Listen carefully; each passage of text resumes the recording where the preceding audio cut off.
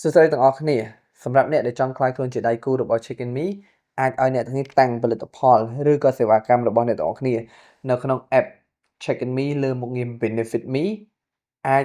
ចាប់ផ្ដើមឥឡូវនេះដោយឥតគិតថ្លៃអ្នកទាំងនេះអាចចុចទៅលើ button Start Free ហើយអ្នកទាំងនេះអាច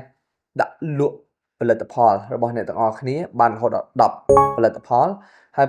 វានឹងបញ្ជូនទៅកាន់មុខងារ Benefit Me នៅក្នុង app Chicken Me មួយនេះហើយ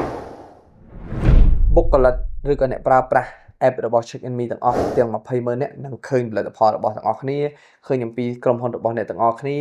អាច chat ទៅអ្នកទាំងអស់គ្នាអាច call ទៅអ្នកទាំងអស់គ្នាអាចមើលពីទីតាំងលក់របស់អ្នកទាំងអស់គ្នានៅលើ app Chicken Me នេះគឺជាអត្ថប្រយោជន៍មួយបន្ថែមពីនេះទៀតទៅកាន់ ecosystem របស់ Chicken Me អញ្ចឹងអតិថិជនចាស់ៗទាំងអស់អាចធ្វើការ start free ឥឡូវនេះហើយការងារហ្នឹងសាមញ្ញទេមានន័យថាអ្នកឲ្យចុច start free អ្នកនឹងទទួលបានមុខងារហ្នឹងអ្នកហ៊ានបញ្ចូលផលិតផលអ្នកទាំងអស់គ្នាចូលមកហើយដាក់តម្លៃដាក់អីផ្សេងៗរូបភាពហើយបន្ទាប់មកអ្នកហ៊ានដាក់វាថា discount ប្រហែលហើយអ្នកទាំងអស់គ្នា release ហើយក្រុមការងារខ្ញុំនឹងធ្វើការ review ដល់ពេលដែលពួកខ្ញុំ review ហើយត្រូវទៅតាម instruction ពួកខ្ញុំ public ក្រុមហ៊ុននិងស្ថាប័នអ្នកទាំងអស់គ្នានឹងមាននៅក្នុង app របស់ Chicken Me ដូច្នេះជាអត្ថប្រយោជន៍មួយជួយទៅកាន់អតិថិជនរបស់ Chicken Me boost ទៅលើ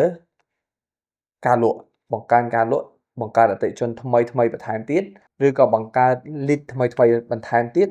នៅលើប្រព័ន្ធ ecosystem របស់ពួកយើងអញ្ចឹងកុំភ្លេចធ្វើការចុះឈ្មោះឥឡូវនេះដែលឥតគិតថ្លៃអរគុណ